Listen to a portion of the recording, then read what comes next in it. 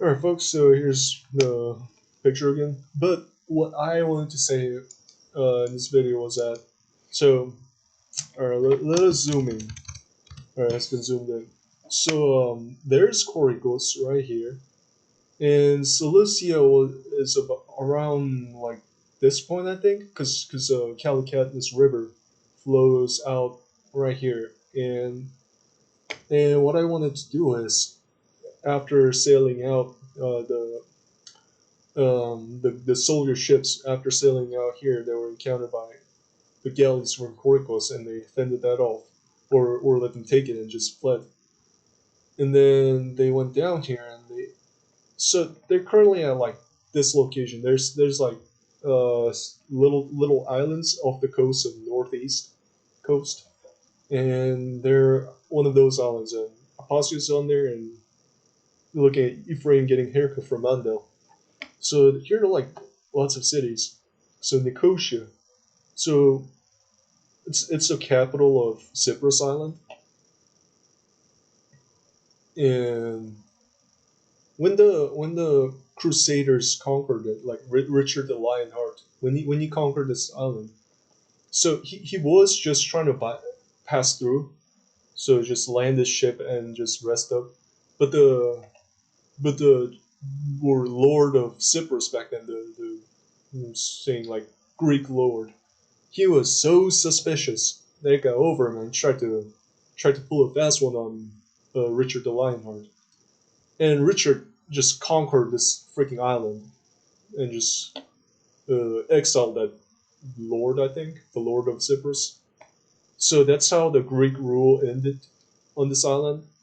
And then Richard the Lionheart gave this island to the Knights Templar. So the Templar Knights, being the Latins, they were really appreciated by the Greek population. So soon, like they found it hard to rule, and like the Greek population rose up and just encircled their fortress in Nicosia. So, being the Templar Knights, it's they're in a precarious situation. So they were like, "All right, so it's all or nothing. We'll all die together, or we'll all kill them together."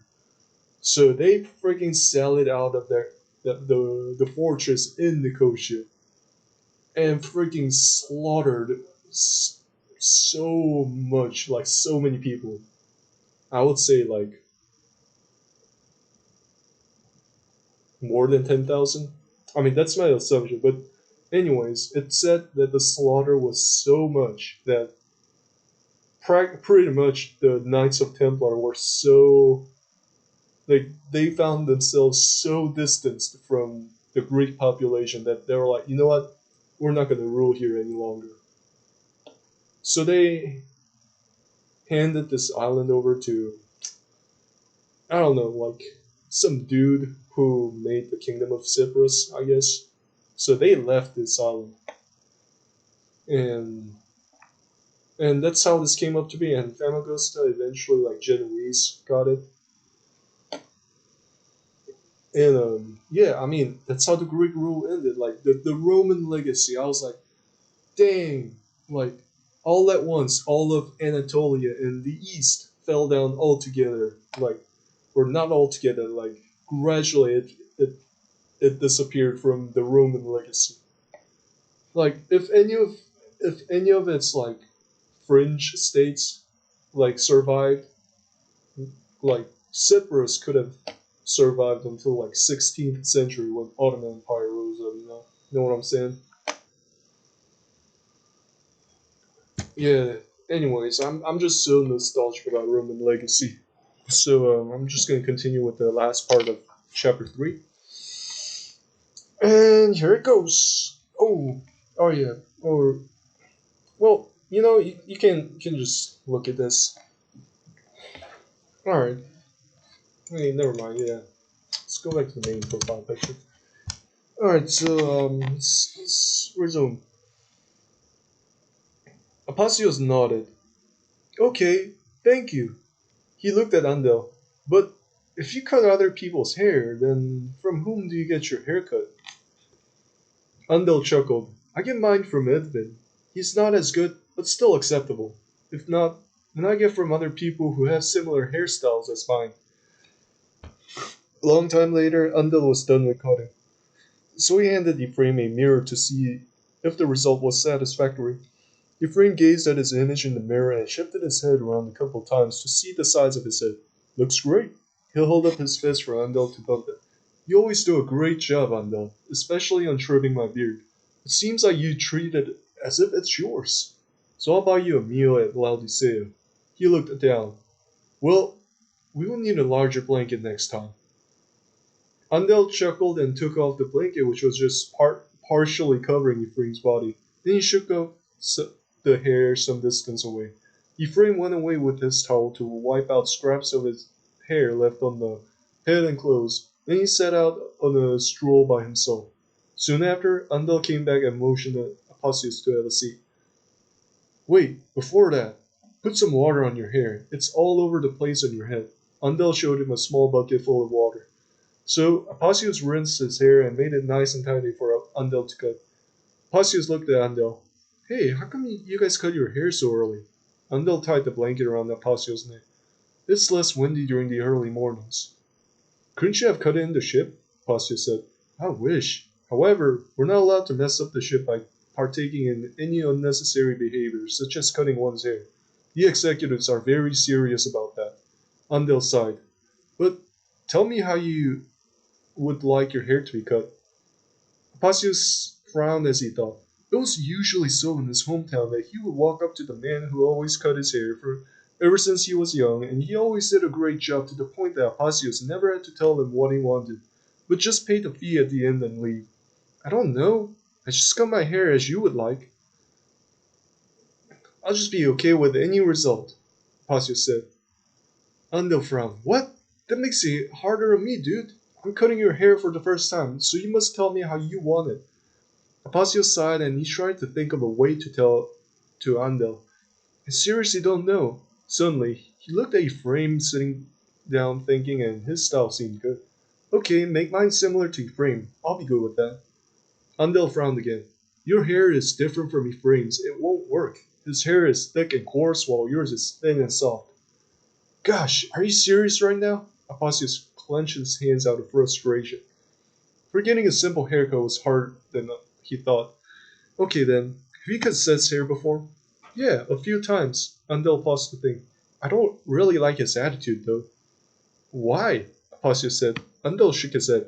He talks too much while getting it, gets mad when I mess up because of it, and frequently switches off his hair cutter. Apossios laughed. Wait, I could see why the first two bothers you, but why would the third thing bother you? Oh, Apossios, you don't know what you're talking about. Imagine this. Unlike Officer Ephraim, Seth frequently goes to Edvin or Placidus to get his haircut. But then, he comes to me at a time when I least expect it. When I'm feeling at my laziest day of the month, and asks me to cut his hair at that very instant. Would you like that? Andel said. Apossios shook his head, so Andel continued. Exactly. So next time you see him, tell him he's a scumbag. Apossios smiled. Okay, I'll have that in mind.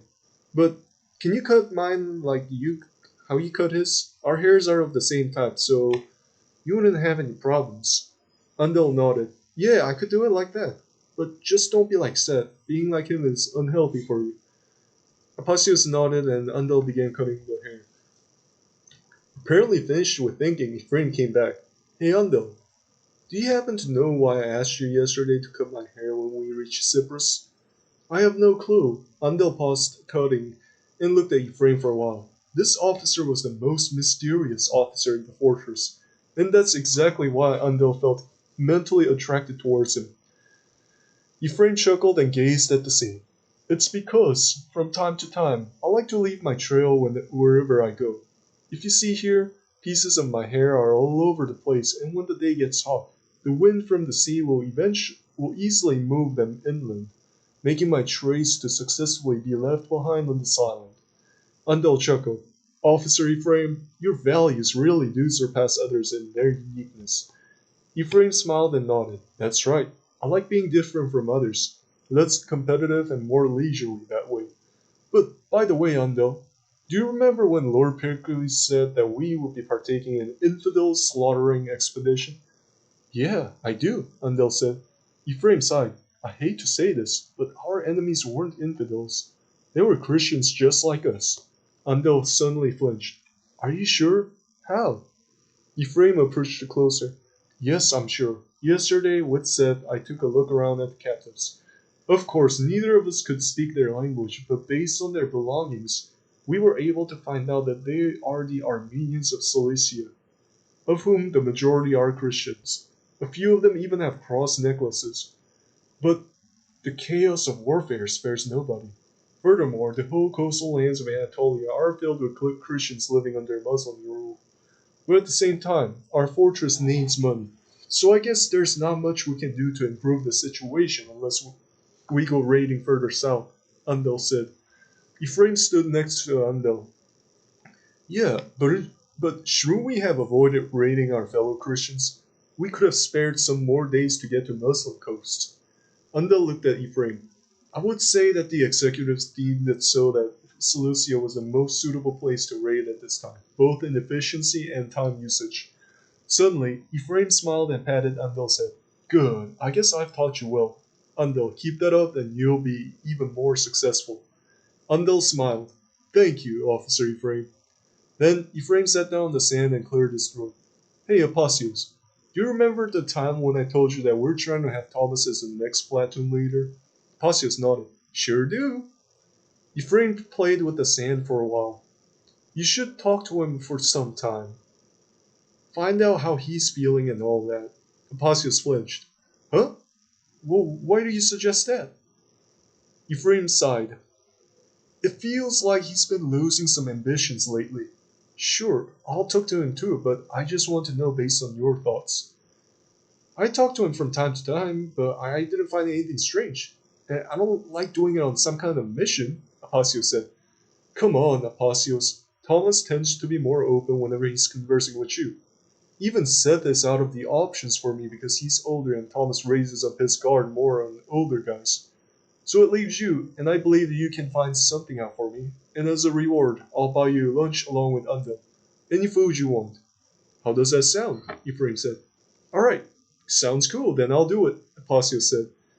Then they spent the remainder of time talking about what they'll do in Laodicea, and later came back into the ship to continue sailing. When the ship went further out into the sea, Thomas raised his arms up in the air. Finally! To Laodicea! The moment which everyone has been waiting for will soon come around. So other soldiers shouted their own satisfactions. Pasios came around and stood next to Thomas. Have you been there before? Thomas gazed ahead. Yes, I recall it several years ago, during the early days of my life in the fortress. The fourth lord of the islands took us there after raiding a village in Cyprus. The fourth lord of the islands? Apasios said. Thomas looked at Apasios and nodded. Yes, the islands weren't ruled by Lord Pericles back then when I got hired. He was a platoon leader who took me into his platoon, but he wasn't the lord back then. Apasios was surprised. He thought Lord Pericles has been the lord of the islands for many years. When did Lord Pericles take over? Thomas took us some elements to eat. He didn't take it over. He became the lord of the islands around 4 to 5 years ago because the previous lord handed him the spot, saying that he'll be the one who's most valuable in working, or most suitable in working for the benefit of the fortress and the island's people. After that, the fourth lord retired, went back to Constantinopolis, and started farming. Thus went away all other executives with him. They all retired, leaving the fortress for the younger generations. Apasios smiled upon knowing about yet another piece of new information. Suddenly, he was reminded of Ephraim's suggestion, and he wanted to get to know more about Thomas, for he was an older comrade in arms who always watched over not just Apasios, but the whole crossbowmen and gunners groups and kept them together. Apasios really appreciated that. Growing up loosely connected to his friends and family, he loved the togetherness that they have under Thomas' leadership. Therefore, might as well keep the conversation going and snatch more information from his captain. Hey, Thomas, who do you like better, the fourth lord or Lord Pericles? Pasio said. Thomas took a deep sigh and ate his almonds for a while. That's hard to say, because there are good things and bad things for both of them. He looked at Apacios and realized that this guy wasn't going to give up on the question, so he shook his head and decided to tell. But to say my own opinion regarding how they work, I would say that I like the Fourth Lord better. Much better.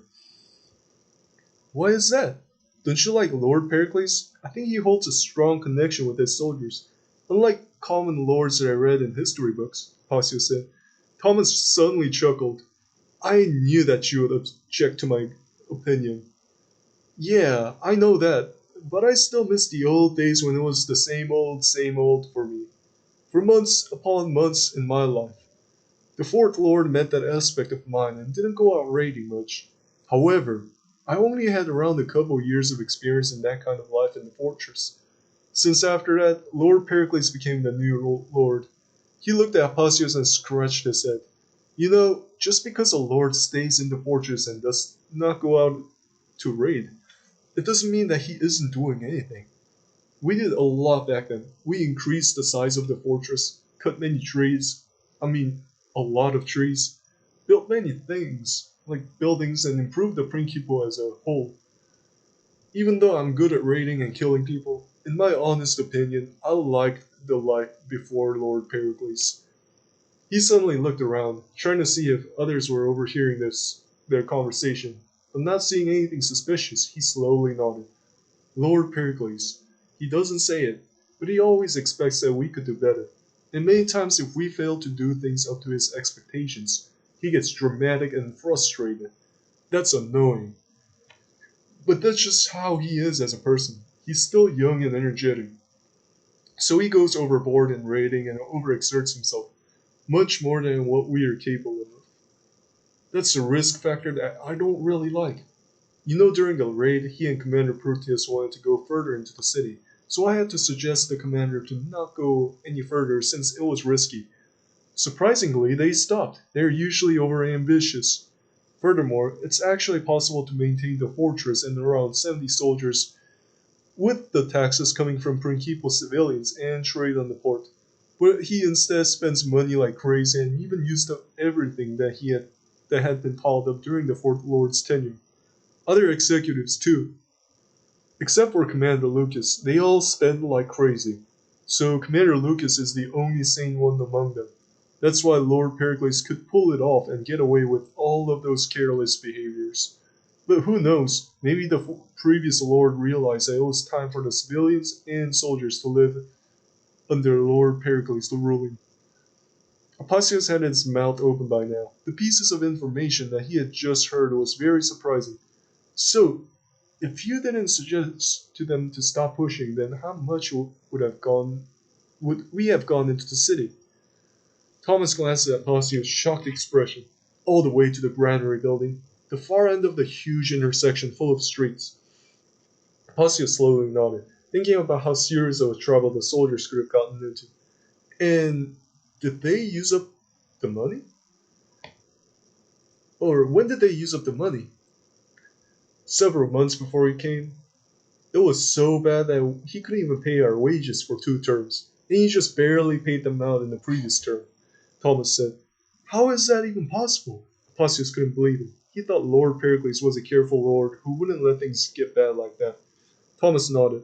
It is possible. He bought ships, armor, weapons, equipment, the headquarters bill, and hired some expensive engineers just for making a small system. He looked around again and then proceeded to lower his voice. And you know Placidus and Constance? Apacius nodded. Thomas sighed. They actually get so much money from the fortress. They get a little bit less than what I get. And I believe their leader gets a little bit more than how much I get. Because he's been there the longest of all the engineers. But to do what? Sit around in the library chuckling? Yeah, but they are smart though, Pacius said. Thomas grimaced. I think not. They already messed up one of the kilns. They designed the mortar space too thin, so it's getting some cracks. They were supposed to make it thicker. When were they hired to work in the fortress? Pacius said. They were initially paid just for making the new siege and munitions workshop in the fortress. Then they had a great time with the 2 other engineers who were with us from the beginning. Their cooperation was excellent. And I guess the executives decided to hire them. Thomas slowly nodded. Yeah, they designed the hospital building, alright, I admit that. But we soldiers still did all the work. Passius grasped the guard fence of the ship, tighter this time. But still, I saw them operating the catapult. Thomas chuckled. Yeah, I was surprised to see that. Seriously, they hardly use their muscles, so I had no idea. Before that time, they were actually working. Apacius slowly nodded. Oh, I get it now. Back then, when we were cutting down trees, I hadn't seen them around. Thomas pointed at Apacius. You finally get it now. Things slowly match up if you think about it. Oh, but still, they also stood their ground with us during the wagon fight, Apacius said. Yeah, because their lives were in danger.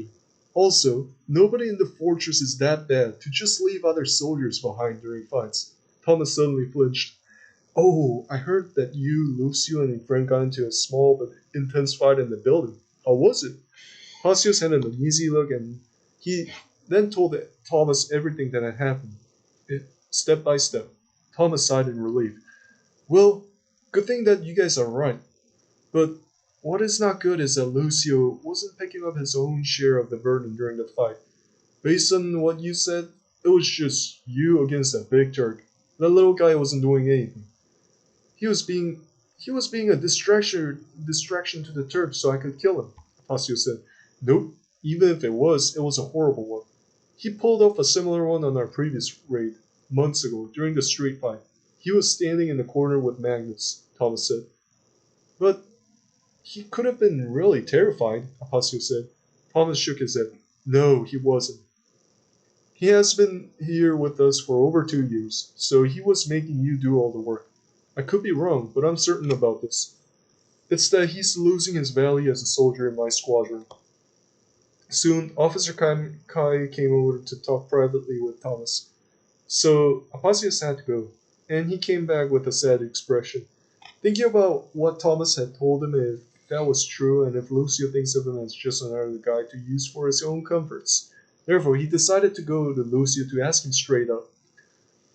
Lucio was sitting on the barrel, dozing, so Apasius had to shake him away. Lucio looked up. Huh? Why are you here? Apasius smiled. Hey, Lucio, hear me out. Lucio sighed. What now? Just speak. Apasius took a deep breath. Back then, when we were fighting that big Turk, did you lie down like that on purpose, making me do all the work? Lucio grimaced. Just shut up. Were you? Apasius put his hand on his chin. Lucio looked away from Apasius. Don't talk to me. Apasius moved closer. Just tell me the truth. I have to know. Lucio pushed Apasius away. You're getting in my face. Just leave me alone.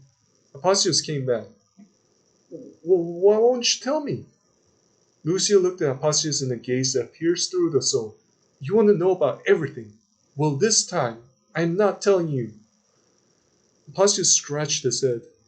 By the way, how Lucio was reacting, it seemed that Thomas' opinion was correct. So a new set of rage came into Apasius' mind. Lucio, you're a jerk. You really are. Lucio flinched. Just get lost. Therefore, Apasius went away ashamed and sad due to failing at getting out the truth from Lucio. Soon, he saw Cakes eating something on top of the forecastle. Thus, he decided to go talk to him. Apasius tapped on Cakes' shoulder. Hey, Cakes. Cakes flinched and turned around. Oh, hey, Apasius. He handed Apasius a bag full of smoked lamb. You want some? Wow, thanks. Where did you get these? Apasius picked up a piece. I stole these from Seleucia, Cakes said. Apasius took a huge bite and stood next to Cakes. Hey, I'm curious. Which barrack do you live in? Cakes looked at Apasius. I don't live in barracks. Apasius flinched. Seriously? You don't? Cakes laughed. No. Then where do you live? Apasius said. Are you serious? I live in my parents' house in Principe. Cakes said. Apasius had his mouth open and shut. He always thought that fortress keepers lived somewhere in the fortress along with the soldiers. Gosh, I never knew. Cakes laughed again. You never knew that? Then what did you expect? That we suddenly show up to work every morning to sundown? Apasios laughed too. I don't know. I thought you guys had a place to live inside the fortress. Cakes sighed. I wish. I'm tired of staying in my parents' home, especially my mom. She nags and nags and nags. He suddenly looked at Apacios. Apacios, I want to get out of there and live on top of the hill like you guys. Apacios flinched. It seems that you want me to do something about that. Do you want me to do something? Keeks turned around. Nah, it's not that. Unless you want to. But anyways, how is your barrack? Apacios shrugged. It's nothing much. You wouldn't enjoy it at all even if you go there, because it's very cramped. About 8 people live in each unit and it only has one window at the far end. So unless we leave the window and door open, it gets musty in there. We also use the bunk beds. I was lucky enough to get the bottom one, but Lucio was forced to use the top one. It gets quite stressful when I'm trying to sleep, since someone always wants to talk. Keeks stared at the floor. That seems fun. I would like that. Passios gazed at Keeks. He wasn't sure whether Keeks wanted to join the soldier group or not. He seemed very unpredictable, just like Lucio, and it frustrated him very much, so he took a deep sigh. Keeks glanced at Passios. What are you sighing about? It's nothing, Passios said. Okay. Hey, by the way, when did you come to the fortress? Keeks said. 5 months ago? 6 months? I'm not sure. But it's either one. Apacius wasn't sure himself. He didn't really keep in track of the duration of his life in the fortress. Keeks suddenly pounded on the guard fence. Wait, are you freaking serious? He grimaced at Apacius. Apacius nodded. Yeah, when they give wages after this raid, that'll be my second one. Keeks grasps the guard fence hard in anger. Gosh, what the heck? I was a fortress keeper for 1 year now, but still nobody allows me to join the soldier group. He then stared at Apacios. And you joined the soldier group just as you arrived. Well, but I wasn't born in Principal. That was my only choice, to become a soldier or return back to my home in Corinthos, Apacios said. Keeks suddenly calmed down himself. Oh, okay, I see then. Hey, he couldn't get far. Apacios suddenly tapped on Keeks' shoulder. Wait, Keeks, how are you able to come along with us then? They made me go with you guys, saying that the soldiers need some extra hands and that I must go. They are all lazy back there. Nobody wants to put more effort, Keeks said. Is there anyone else around your age? Apacios said. Keeks sighed. Sadly, not many. Guys around my age usually work with the fishermen. We come around in the fortress when we were younger, work for a couple years, get burdened by too many demands, and quit and never come back. Apacios started fiddling with his hands, thinking about something. Then, how come you're able to withstand those too many demands? Keeks clenched his fists and lifted them up. Because I'm tougher than other guys. For me, the fortress work is nothing. Apacios started laughing. Keeks watched as Apacios laughed. What are you laughing about? He grunted. Anyways, there's a bigger reason. My dad's a blacksmith, so I have to work with him if I take upon something other than the fortress work. And I don't like that. Too boring. He then stomped on the floor. So then I become a fortress keeper, but I still have to work with so many other old men like my dad. It's crazy. You wouldn't know what I'm talking about, but honestly, working with old men for a year has really weighed down my soul and made me slower than ever before. Tapasio stared at Keeks in disbelief. Whoa, hold on there, Keeks. You're not slow. No, not at all. Not when I saw you killing those 2 Turks in the building. Keeks shook his head. Nah, I was way faster than that. That was a piecemeal. I could have killed them faster if I wasn't working with the old guys for so long. What's wrong with the old guys? Apacio said. Keeks shook his head and scowled. They're just slow, especially when you get to live with them for so long. You tend to take on how they work, how they talk like, how they eat, and even how they walk. On a normal basis, I walk around slow and steady, just like all of them. He then performed such a walk and looked at Apacios. This cool and steady walk is very popular amongst their ranks, and things like this drive me crazy.